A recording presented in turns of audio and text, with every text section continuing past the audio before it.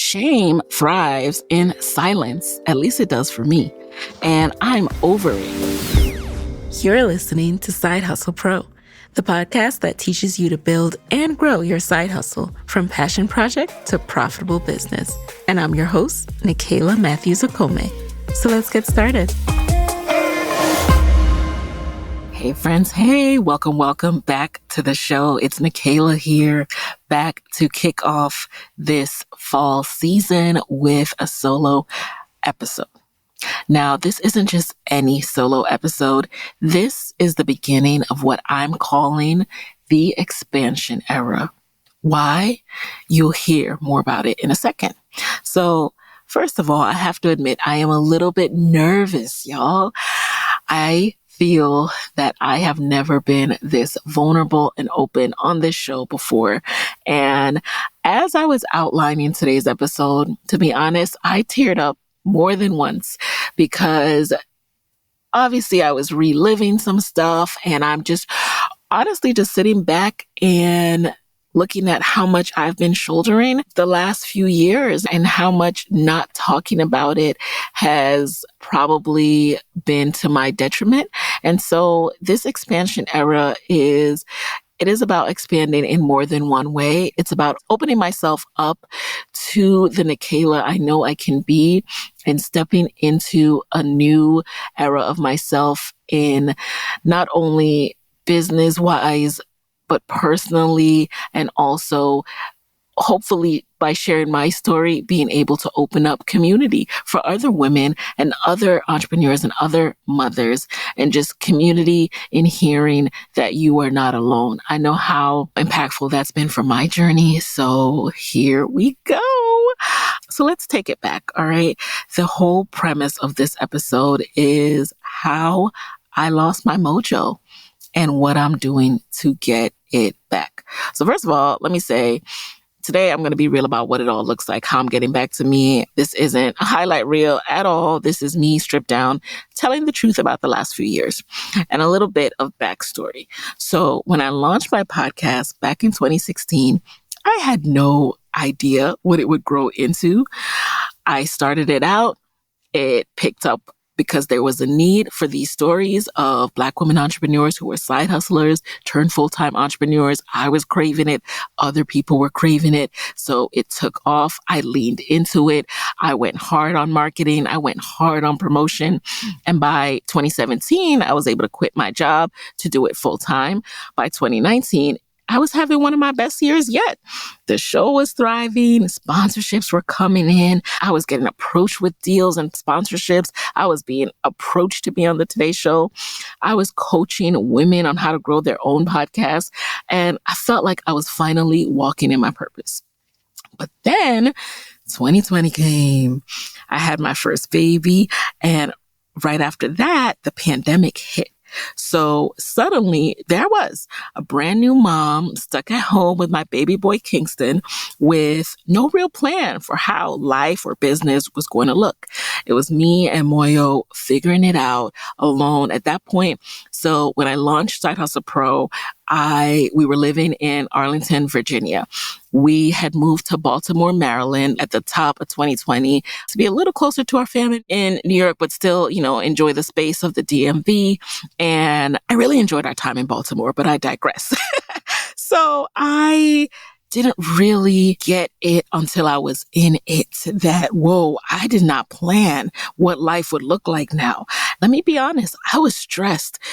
I was eating to cope. I was inside all day, just trying to figure it out. All the while the scary stuff is happening outside, people are putting things in our head about what we can and can't do. People are judging what we do and what we don't do. I'm getting all these unsolicited opinions and outside advice on top of just the new mom fatigue and stress and worry and emotions. Woo! Let's talk about those hormones and the emotional dips that come from not getting sleep, right?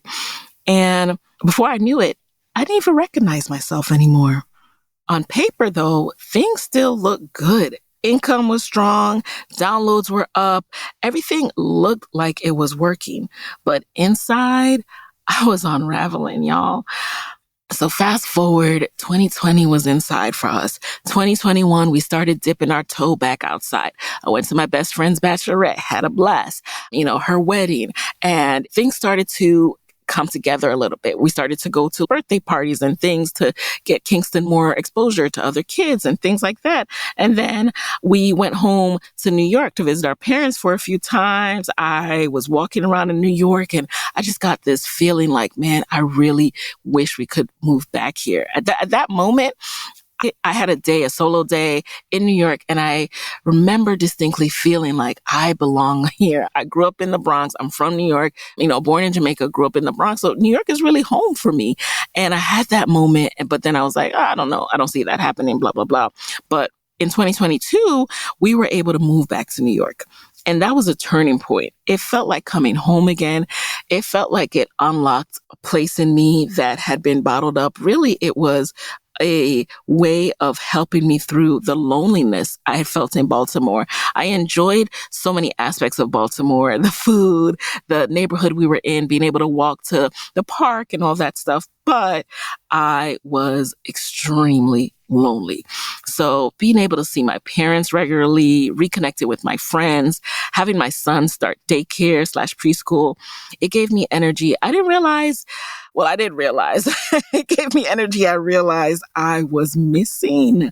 For the first time in a long time, I started to feel like me again. And then by the end of that year, 2022, we were feeling good enough to say, let's run it back. Let's have another baby. Clown face. No, I'm joking. But, I started doing my walking. I was getting the weight off, just walking and feeling good about myself, my body, my mental health. And I enjoyed having siblings. So I always dreamed and hoped that I could have a sibling for Kingston. So we decided to try again. And it was not easy. I did suffer a loss right away in between, which again, I haven't spoken about. It was like one day I was pregnant, one day I wasn't. And I don't know if I've processed that fully, but it just happened so quick. But then by the next month, I was pregnant again, thank God, in Jesus' name. And I saw that test that came in loud and clear, and that it was my daughter, Kemi. And that's really how she's been since day one, from the pregnancy test to birth. Like, I'm here, I'm ready. She is a bold, vivacious Leo. We love her so much. And what I didn't know then was that the year she was born, 2023, would be the year everything shifted. Okay.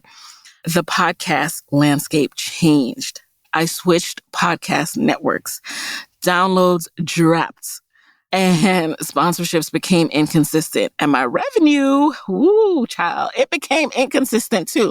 And I know I've talked about this before, but again, I'm still processing these changes. I'm still working through these changes. So come along with me this year on the journey of where I am now with it and where I'm going with it. So around that period, that's when I started to lose my mojo for real. And it really coincided with postpartum depression, which again, that thing sneaks up on you, because for me, I didn't have like feelings of self-harm or anything like that, but how it manifested for me was rage. Rage, anger, hate everybody and everything, compiled with lack of sleep. It was just not good. And then I was tying my worth to my bank balance. So as things started going and dwindling down, you can imagine how I felt, right? I also started looking in the mirror and not liking what I saw. Again, my daughter was born in the summer of 2023, but by the winter of 2024, I'm in the trenches of lack of sleep, the winter blues of everything being dark all the time, and emotional eating. Again, just eating to cope, eating to breastfeed, eating to survive as a new mom of a toddler and an infant. And so I'm started looking in the mirror and not liking what I saw. And the more I disliked what I saw, the less I wanted to show up. I didn't want to show up on camera. I didn't want to show up in my business. I barely wanted to record my podcast because it was video now. I went to video with this show in 2021. And whether it was on camera or even in front of the microphone, I just wasn't emotionally in it. And of course, for me, when I don't show up, things only get worse financially. Content right now is a huge part of my business. And then here I was hiding. Like, how's that going to work? Okay. So I started to feel like what I would call flailing. And when I say I was flailing, I mean, it looked for me like just overwhelmed by every single aspect of life, from when it was time to make a transition with my kids, trying to get my daughter off the bottle, only for her to refuse to eat the food, right? Or try new foods, trying everything from like spoon feeding to, what do they call it? When you try to give them whole foods, table foods, all of that. It looked like sleepless nights, trying to get both kids on a schedule, my son regressing, finishing up potty training with him. It looked like researching eczema treatments, like my daughter has it really severe. And it also looked like trying to manage all that while also managing speech therapy and occupational therapy for my son and figuring out the right school setting for him because he is neurodiverse. So there were it felt like layer after layer of complexity kept being added to my life. And I wasn't prepared for that. Like when you set out to have children, you know that you're going to be given a gift and a blessing, but you don't truly understand that you're also going to be given an assignment. So a part of my assignment in life is to guide these beautiful vessels and beings through this earthly realm and to help them just have the most amazing experience ever, to help them have all the resources. And that means I put so much pressure on myself, y'all, to figure it out. Like, what's the best this? What's the best that? How do I get him to do this? And therein lies part of the issue, right? I am thinking that I have more control than I actually do. And it's not that I don't have control, but I think that society puts a lot of pressure on moms in a way that they don't on dads. So for example, if your child is still on the bottle, they're looking at you like, why can't this mom figure it out? Or if your kid doesn't have a haircut because he doesn't like the barber because he has neurosensitivities, they're looking at you like, why isn't your kid groomed this way or that way? And at least that's how it has felt. And no, you shouldn't care what society thinks. However, that's an added thing that's on my plate. Now it's my role to move that off my plate and not care about it. But why was it put on my plate anyway to begin with, right? So those are things that I've had to deal with. Parenting has felt like a constant series of daunting transitions. Just as soon as you master one, another one pops up. And it always felt like it was on me to figure it all out. Like, of course, Moyo is incredible. Moyo is such a good dad. Like my friends, they text me like, he's a good man, Savannah, if I dare complain about anything. And I know he is. And we are in this together. I thank God I have a partner and a parenting partner and a life partner, right? And it's still hard. And because of that pressure that I talked about just a few minutes ago, about the pressure I feel as a mom societally, that's different from a dad, it always comes back to this feeling. It's a false feeling, and that's something I'm working through in therapy, but it is a feeling like I have to figure this out. I put this pressure on myself to figure out so much on my own.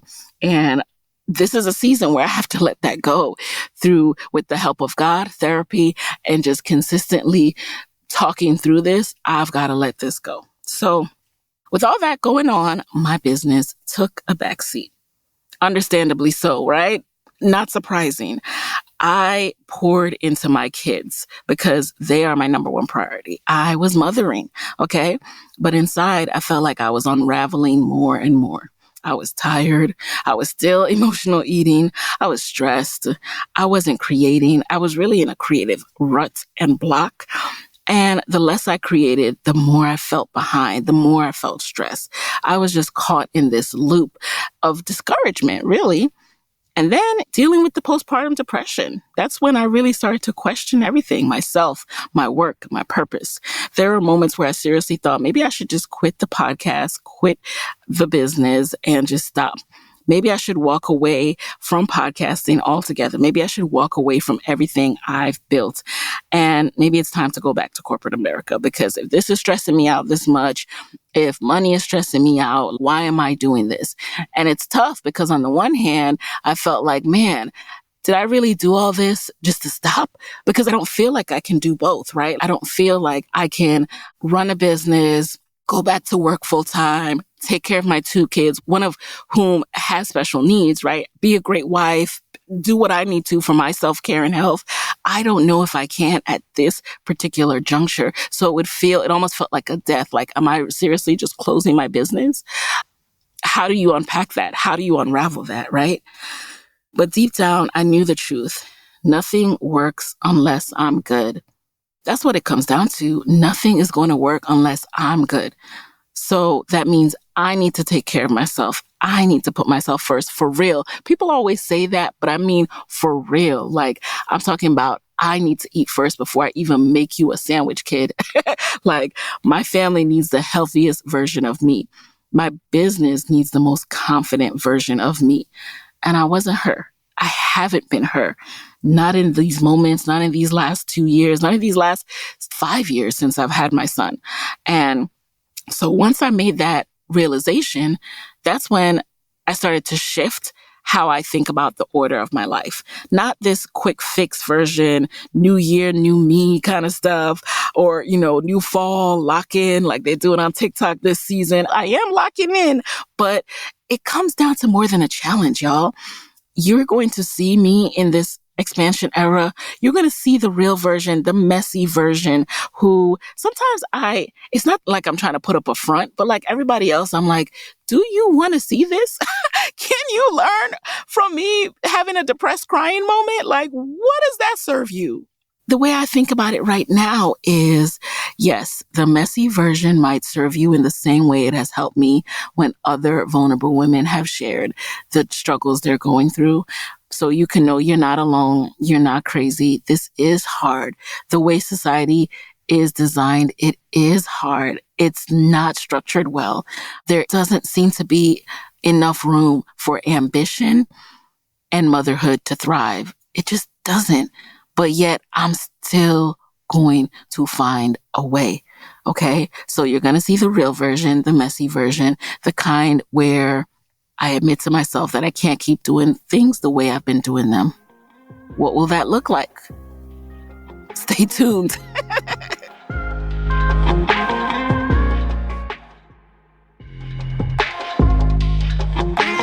So let me share now some of the shifts that I've been making this year, 2025, to step into this expansion era. So the expansion era didn't just start today with this episode. I've been planting the seeds. I've reached that breaking point earlier this year where I realized, okay, something's got to shift. So let me tell you some of the things that I have been shifting. One of the first steps I took was hiring a fitness coach. And Coach Anna J Fit over on IG, I believe is her full URL, full username. And I have to shout out my girl Quanisha Green at this point, because Quanisha, who I actually went to undergrad with at the University of Pennsylvania, she started sharing her fitness journey on her Instagram and Facebook. She just shared she was working out every single day. Nothing crazy, right? Like some days if she was tired, it would be an indoor walk. Like she would say, just completed, a mile in the house. Like that's it for tonight. And at first I wasn't really paying attention. I was like, go you, like the post. But then after a while, when she was up to like day 200, and she also showed her weight loss as she was going, but the weight loss is secondary to the commitment. And I was just so impressed. And she started tagging her coach at the time. And so that's how I learned about my coach, Anna. And it was a big deal for me because it meant I was admitting I couldn't do this on my own. I was admitting that instead of thinking, all right, I can do it all, or I can figure this out. I can Google and research stuff. I can look on Instagram and save some recipes and save some workouts. And then I just likened it to, just because you are the CEO of your life, it doesn't mean you need to run every department. I don't want to be the senior director of fitness anymore. I relinquished that title. Okay. And so here, now I have someone to check in, to give me guidance, to literally see what I've eaten that week and what I've been eating and how I've been working out, to be able to see my blind spots and say, here's what's really going on. And did you check the sodium in that and all of that?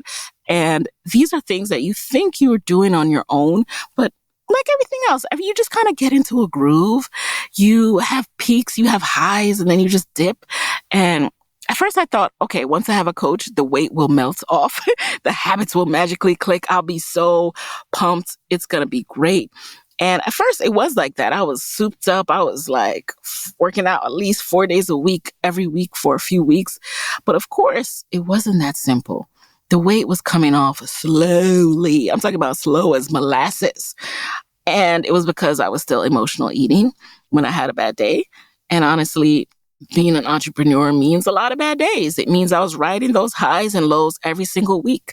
I was dealing with things like IEP meetings for Kingston and the emotional draining nature of that when someone's always talking about your kid and, you know what a brilliant, amazing kid you have, but you have to go through this process to get the best resources for them. But it is emotionally taxing. And so there were days I crushed my to-do list and felt unstoppable. And then there were days where I wanted to crawl under the covers and not be seen at all and not talk to no one and not answer one more thing or fill out one more evaluation or have one more meeting. None of it. So after going through that in the initial phases of working together, I finally said to my fitness coach, this isn't working for me. Trying to check all these boxes every day of all the things I'm supposed to do, do the meals, log them in the app, do this workout, drink X amount of ounces of water, get this amount of sleep. I was like, this is adding to my mental load. So I had to do something different. And together we simplified it. We focused on one thing at a time. First, food. I decided I was committed to ordering out way less. So I started making and cooking my own meals, even when I didn't feel like it. And the way I was able to do that, if you're a person like me who really doesn't enjoy being in the kitchen for long, really doesn't enjoy meal prepping a whole bunch of stuff on a Sunday, like what? If you're like me, to make it fun, I decided to romanticize the process. I got myself this cute little checkered planner. It's like a faux Louis planner and a meal planning notepad from Amazon. And then I started browsing TikTok and YouTube shorts for quick recipes. Okay, I am the queen of sheet pan meals and crock pot dinners right now. And everything goes on the sheet pan. Broccoli, sweet potatoes, everything. One fell swoop. Whoop. There you go. And I was looking for things I could cook once and enjoy for many days and then, do another sheet pan in the middle of the week and enjoy for many days to the whole family. And suddenly something that used to feel overwhelming started to feel doable. And especially because I'm always looking up things that are tasty, that are good, that are filling. And then I don't have the cravings the same way I did because here I've just found something that feels really yummy and is better for me. And for real, not for fake, because sometimes people say this and they're making, oh my God, they're making the most bland meal in life. No, that was never going to work for me. So that has really helped me because it's given me energy, right? I'm getting nutrients I need. And again, I'm feeling better mentally because of what I'm putting into my body, which is helping me to change in so many ways.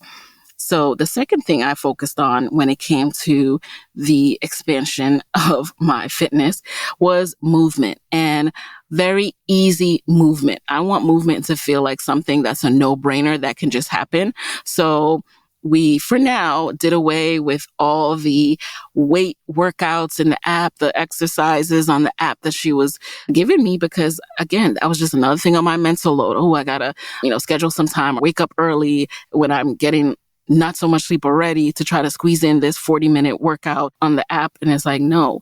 Why don't I just walk? And it's not just walking, because let me tell you, walking is so incredible for your body and your mental health. So it was really accomplishing two things at the same time.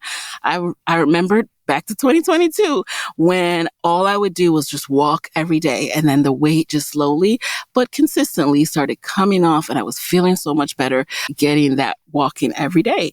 And this is what I decided to focus on, my daily 10,000 steps. And by the way, speaking of 10,000 steps, my coach reminded me, one of the first things we talked about in my initial consult call with her was everybody talks about 10,000 steps a day, right?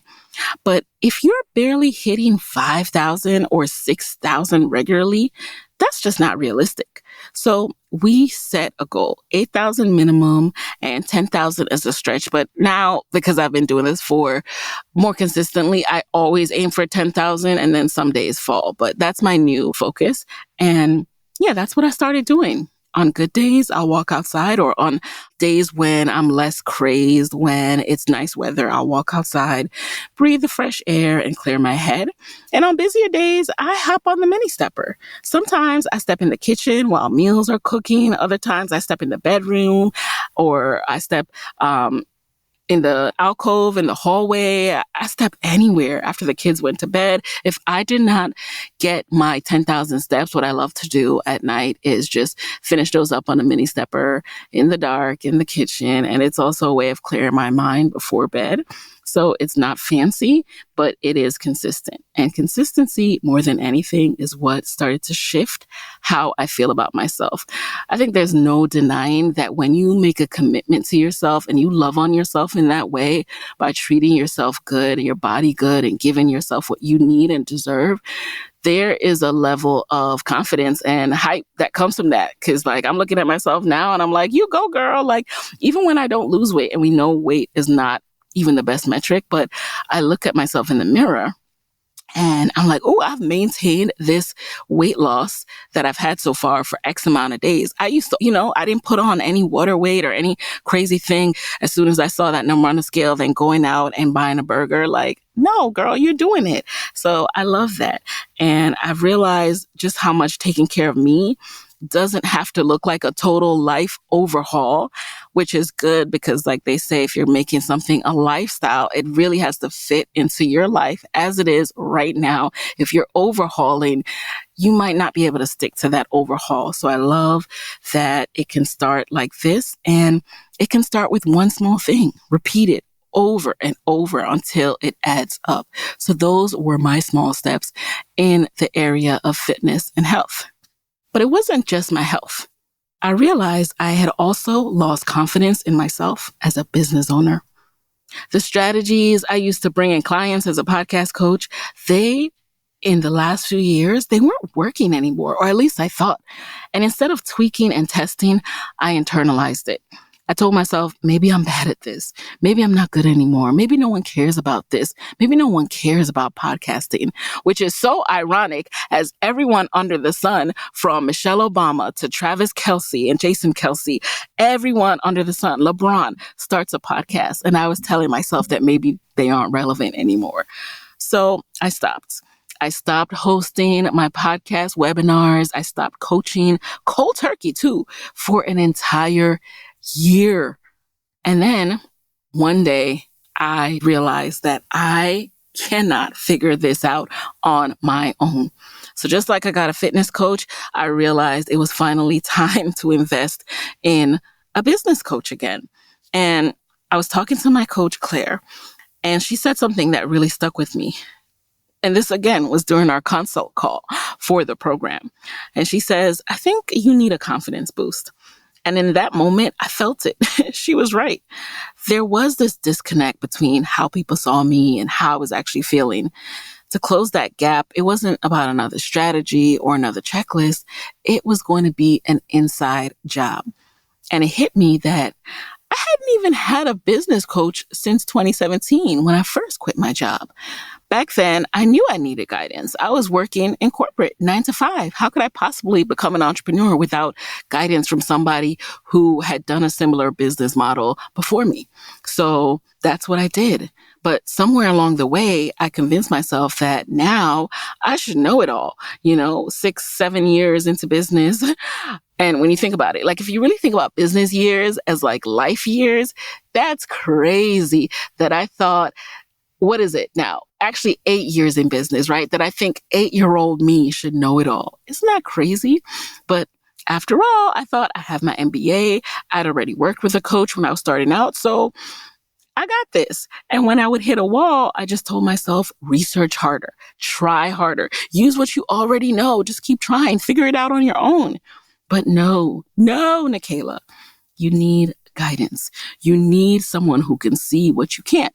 So that is what convinced me to finally make another investment in myself in the area of business coaching. With all of these investments, by the way, I didn't want to make them. Why? Because I just kept thinking about my dwindling bank account, my inconsistent revenue streams at the moment. And I thought, how dare I invest in this right now? Like, I need that money. But at the same time, that is such limited thinking, and you cannot get to expansion and your expansion era unless you do something different towards that. Now, it's not saying, I'm never saying that you should go spend money recklessly. I'm telling you about the investments I made and how I got there. So one of the things I valued about my current business coach, Claire, is that not only do we have the one-on-ones I have my one-on-one time, I have my group coaching time, and then we also have what's called a mindset call. And so when you hit those low moments, like the ones I just talked about, where you have these limiting thoughts coming into your brain, when you submit your questions, we submit questions before our calls. So let's say you're submitting your question, your mindset question. You have to not only submit the question, but submit the context, the limiting beliefs, the stories you're telling yourself. And by the time you're reflecting on it all, you do kind of have to laugh at yourself, but still, it is good to talk it through with your coach, with a group. And by the time I was done, I realized I've been tripping. Come on, I'm the best to ever do it. I'm a badass podcast coach. It's time to start acting like it. Like, enough. It was my wake-up call. But if I hadn't started to get coaching again, I would not have been able to unlock that for myself, because when you're in the depths of these kind of emotions, it is very hard to claw yourself out without some support. So what I learned from being back in this season where I'm getting regular business coaching is, as an entrepreneur, slow down if you have to, but you cannot quit. Definitely don't tie your worth to income. That can go up and down. So are you just going to go down every time it goes down, right? And keep getting coaching. Keep getting guidance, because this isn't school.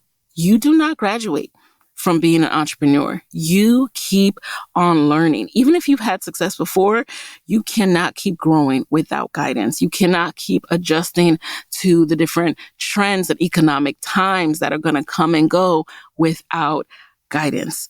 And so once I started receiving coaching again, things began to shift. I went back to hosting my webinars every week, and it's every week for now, as I wanted to get into my rhythm. And guess what? Not only am I helping people who truly need my knowledge and wisdom when it comes to launching and growing their podcast, but I also have regular, predictable income again. And I no longer have to wait for some of my other revenue streams that have longer payout windows, right? No more waiting for a big sponsor check to hit in 30 days. No more living in uncertainty. No more fear or devastation when a check doesn't land on the day it was meant to. Like, I have way more control over it now. And all I'm seeing is steady, consistent progress. It really is about staying in the game. Like, if you get out the game and you remove yourself and you're on the sidelines, you can't get no shots in. How can you make no shots if you're on the bench, right? So you have to stay in the game for that steady, consistent progress. And with that, I also started to feel like myself again. But instead of attaching worth or pride to the income, I feel so much pride in myself for getting back on the horse and doing what I need to do for myself. And so now I know that the best thing about myself is that I will persevere. I will persevere. And that is the best trait to have, especially as an entrepreneur. The last piece of my comeback so far, y'all, is going back to therapy. So I'd stopped going again because honestly, I didn't want to pay for yet another thing. Y'all see a trend here? I did not want to pay for things and I suffered. But if my mind isn't good, nothing is good. Nothing else is worth paying for if my mind isn't good. So therapy has given me that safe space to vent, to process, and to start peeling back the layers of shame that had been weighing me down. I carried shame for things like hitting a downturn in my business. I carried shame for even considering quitting my podcast and business and going back to corporate America. And there's absolutely nothing wrong with that. I'm not opposed, okay? But I carried shame with those feelings and those movements. Why? Let's unpack that in this season. I also carried shame about not being able to lose the weight. And all of that shame just kept me crippled for many years. But shame thrives in silence. At least it does for me. And I'm over it. Okay. So once I bring it to light, it loses its power. And once I start talking about it, once I have someone helping me challenge these thoughts, I realize so much of what I believe isn't even true. And when I was bogged down in those lies, I felt trapped in this spiral of unraveling. And when I'm not bogged down in the lies, I'm free. I'm confident. I'm free to create. I'm free to show up. I'm free to expand into new parts of myself, both as a woman and as a creative. So one of the things that has recently inspired me in this season is a sermon that I heard. So when I was living in Virginia, I used to attend Alfred Street Baptist Church. I became a member actually during the pandemic. And even though we're in New York now, I listen religiously every single Sunday. And recently, Dr. F. Bruce Williams was a visiting pastor, and he preached a sermon. It was about watch your mouth. And he talked about Proverbs 18, how life and death is in the power of the tongue. And the pastor said that we have to guard what we say to others. Of course, yes. But we have to watch how we talk to ourselves. And that hit me hard because I hadn't been speaking very kindly to myself for a long time. You know, I had been my harshest critic. And God reminded me that my words have power. And most importantly, I can't beat myself up for not knowing how to navigate seasons I've never been in before. I've never been a mom before. How can I beat myself up for not knowing and not figuring things out? I've never been a business owner before. I've never been in these situations. I've never been in an economic downturn as a business owner before. I cannot beat myself up for not knowing how to navigate seasons I've never been in. And what about you? If you've lost your job, if you're going through it, you cannot beat yourself up. You've never gone through this before. The only way, sadly, that we learn is through going through it, and we'll be prepared for next time. But probably there won't be a next time. There'll be something else that we've never dealt with before that we have to navigate. So we have to learn from now. Look, I am not going to beat myself up over this. I am going to learn how to weather this storm and make it through. And we can make it through. So I made a promise to myself to lean on God fully and watch my mouth. So my story is far from over. This is an expansion era, a season of finding my way back, a season of stepping into the greatness God has for me. So in this series, I'm taking you behind the scenes, the highs, the messy moments, the business wins, and the losses, and the lessons I'm learning as I rebuild my confidence and expand into the next chapter. And hey, if you've ever felt like you lost your spark, I hope this helps you feel less alone. And if podcasting is part of your journey, I'd love to invite you to my free training where I'll show you how to grow your show and turn it into income. The link is in the description. It's sidehustlepro.co/free training. Because let me tell you something. I would not be where I am and would not be processing and able to process these kind of emotions and get back on my feet and start generating income if I did not have a podcast.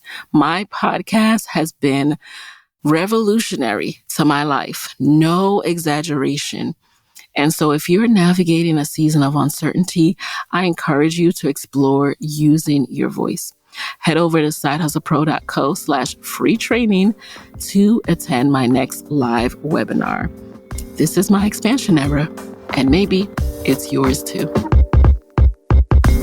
Hey guys, thanks for listening to Side Hustle Pro. If you like the show, be sure to subscribe, rate, and review on Apple Podcasts. It helps other side hustlers just like you to find the show. And if you want to hear more from me, you can follow me on Instagram at Side Hustle Pro. Plus, sign up for my 6-bullet Saturday newsletter at sidehustlepro.co/newsletter. When you sign up, you will receive weekly nuggets from me, including what I'm up to, personal lessons, and my business tip of the week. Again, that's sidehustlepro.co/newsletter to sign up. Talk to you soon.